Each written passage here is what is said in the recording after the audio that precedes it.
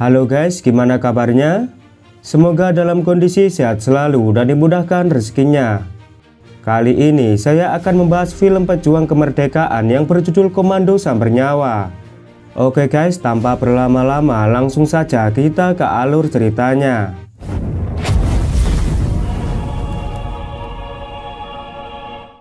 Di awal film, kita diperlihatkan dengan 5 tentara Indonesia yang dipimpin oleh Sersan Hasyim sedang menyusup ke markas Belanda.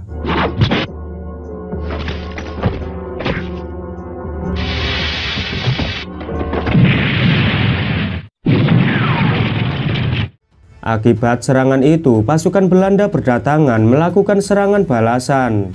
Karena kalah jumlah, mereka pun terpaksa mundur.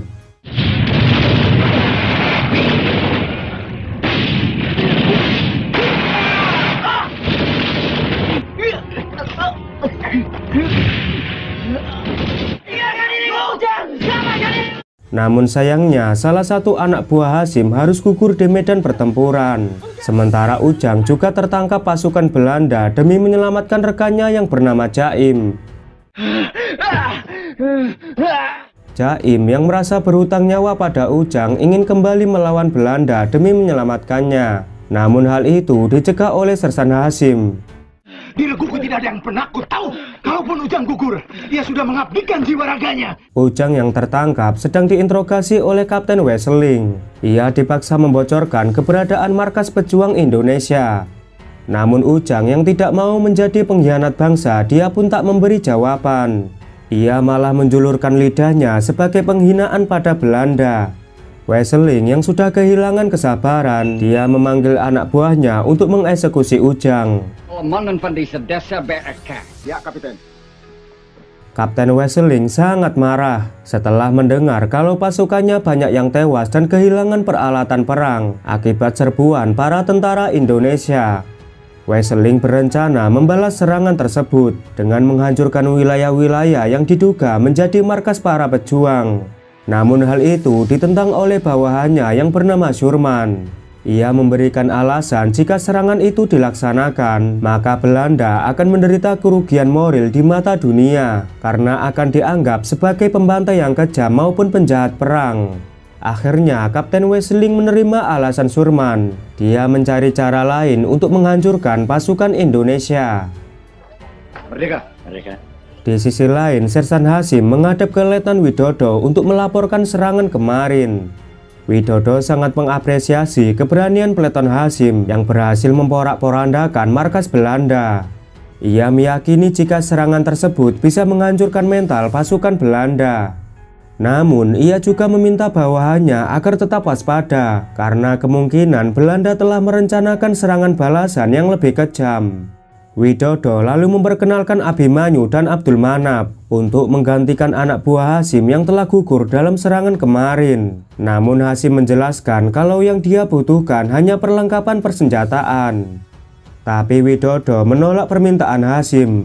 Dia menyuruh pasukan Hasyim memakai senjata yang telah mereka rampas dari pasukan Belanda. Dan akhirnya Hasyim bersedia menerima Abimanyu dan Abdul Manap untuk menjadi anak buahnya.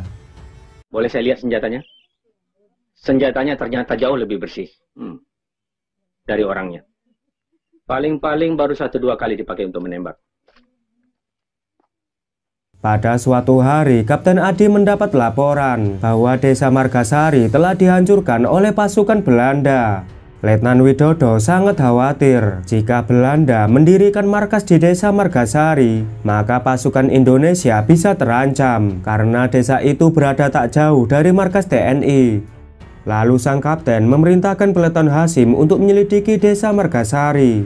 Gunakan taktik seperti biasa, serang dan lari. Sesampainya di sana, mereka melihat desa itu telah hancur, serta mayat-mayat yang telah bergelimpangan akibat perbuatan Belanda. Mereka lalu menghampiri seorang warga yang mengaku jika anggota keluarganya telah dibantai pasukan Belanda. Namun Abimanyu mencurigai kalau warga itu adalah mata-mata Belanda karena komandannya pernah mengingatkan agar tidak mudah percaya dengan siapapun. Sebab di masa sulit seperti ini, banyak orang-orang menjadi pengkhianat bangsa hanya demi uang dan kekuasaan. Ternyata firasat Abimanyu memang benar. Pasukan Belanda telah membuat jebakan dan bersiap menyerang mereka.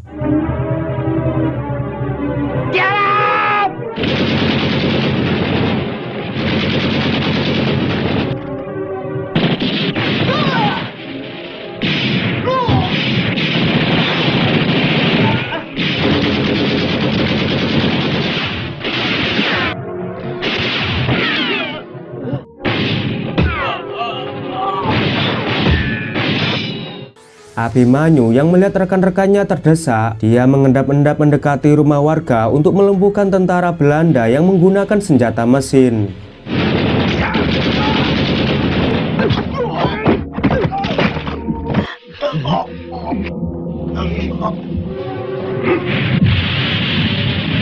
Walau hanya seorang diri, Abimanyu berhasil menghabisi 3 tentara Belanda tanpa menggunakan peluru. Hasim yang baru datang pun terkejut melihat 3 tentara Belanda sudah tewas di tangan Abimanyu. Cepat sekali, seperti kucing hutan. Namun sayangnya seorang pejuang yang bernama Darso harus gugur dalam pertempuran ini. Sesampainya di markas, mereka lalu mengubur jenazah Darso. Lalu mereka mendoakan supaya amal ibadahnya diterima Tuhan Yang Maha Esa.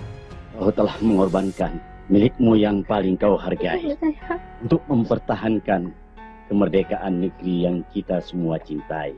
Malamnya Abimanyu sedang berbincang dengan Hasim. Abimanyu memberitahu jika semua keluarganya telah dibantai pasukan Belanda. Sejak saat itu ia berniat balas dendam kepada Belanda dengan bergabung bersama tentara kemerdekaan. Sampai tak terasa dia telah menjalani pertempuran puluhan kali untuk berjuang menumpas pasukan Belanda. Namun hatinya selalu bertanya-tanya, apakah dirinya selama ini telah berjuang atau hanya sekedar balas dendam. Tapi Hasim berpendapat bahwa Abimanyu telah berjuang demi negara. Ia telah memberi andil yang besar dari setiap pertempuran yang dia lakukan. Rasa dendam kepada penjajah adalah sumbu semangat untuk terus berjuang sampai titik darah penghabisan. Saya teradu. Sin beralih ke Belanda yang telah membuat markas di area perbukitan di desa Margasari. Kapten Wesseling memerintahkan untuk memperketat penjagaan. Ia juga melarang para penduduk membawa bahan makanan ke beberapa wilayah yang diduga menjadi persembunyian para pejuang. Tinggalkan semua itu, persetan. Coba. Esok harinya, seorang mata-mata pejuang menjelaskan denah markas Belanda. Ia memberitahu kalau Belanda telah memperketat penjagaan hampir di segala sisi, sehingga sangat mustahil markas Belanda bisa ditembus. Kapten Adi lalu menanyakan titik terlemah markas Belanda. Berapa kemiringannya? Hampir tegak lurus. Satu-satunya kemungkinan yang paling aman, kita menuruni Bukit Terjal ini. Menurut Widodo, pasukan Indonesia harus segera melakukan serangan karena Belanda telah memblokir semua penduduk yang membawa makanan ke daerah Gerlia, dan jika dibiarkan para pejuang akan mati kelaparan. Kau boleh pergi sekarang. Baik, Cap.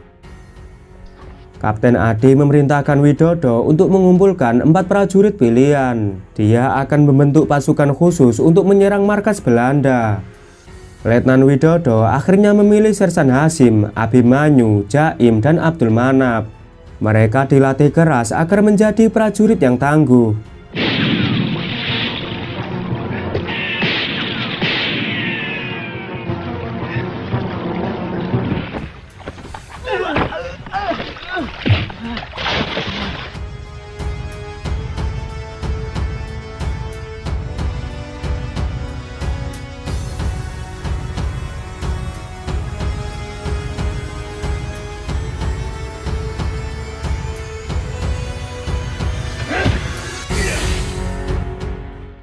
Esok harinya mereka diperintahkan untuk memeriksa lokasi di sekitar area markas Belanda. Tanpa sengaja, Abdul Manap menekan sebuah ranjau.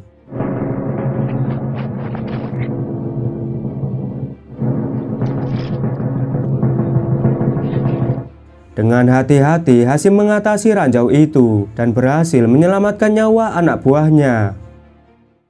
Malam harinya, sang kapten menjelaskan strategi penyerangan untuk menghancurkan gudang senjata lalu menyerbu ke markas pusat Belanda. Sang kapten sendiri yang akan memimpin penyerangan. Dia menamai pasukan khusus ini dengan nama Pasukan Komando Sambar Nyawa. Sementara para pejuang yang tak ikut dalam misi ini hanya bisa membantu lewat doa agar mereka diberi keselamatan.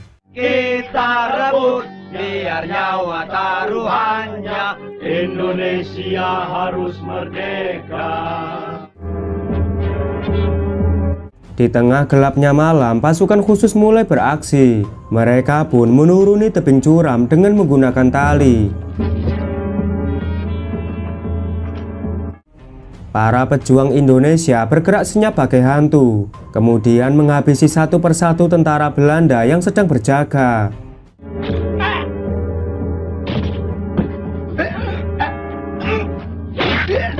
Setelah mereka berhasil mengambil alih senjata mesin, serangan pun dimulai.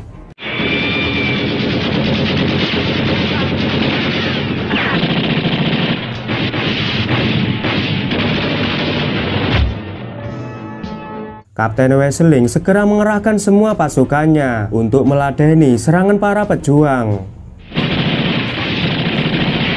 Sebagai pasukan Sambar Nyawa, mereka pun menghabisi setiap prajurit Belanda dengan brutal.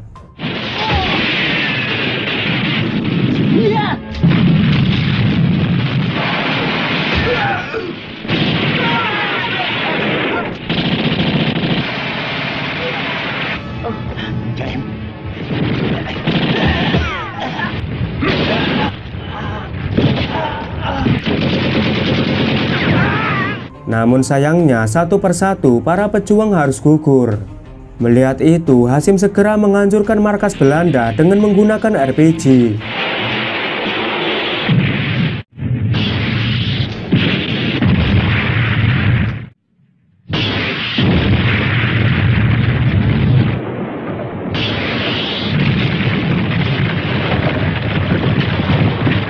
Di akhir film, kita diperlihatkan markas Belanda telah rata dengan tanah, dan semua pasukannya juga telah tewas termasuk Kapten Wesseling. Sedangkan di pihak pejuang Indonesia, kini hanya tersisa Hasyim yang masih hidup. Sementara Kapten Adi, Jaim, Abdul Manap, dan Abimanyu telah gugur di medan pertempuran demi mempertahankan kemerdekaan Indonesia. Semoga dengan film ini bisa meningkatkan rasa nasionalisme kita dan menghargai jasa para pahlawan yang telah berjuang demi kemerdekaan Indonesia. Oke lur, terima kasih sudah menonton film ini sampai selesai. Jangan lupa klik tombol like, subscribe, dan aktifkan loncengnya. Kalau sudah, saya ucapkan terima kasih. Sampai jumpa di video selanjutnya.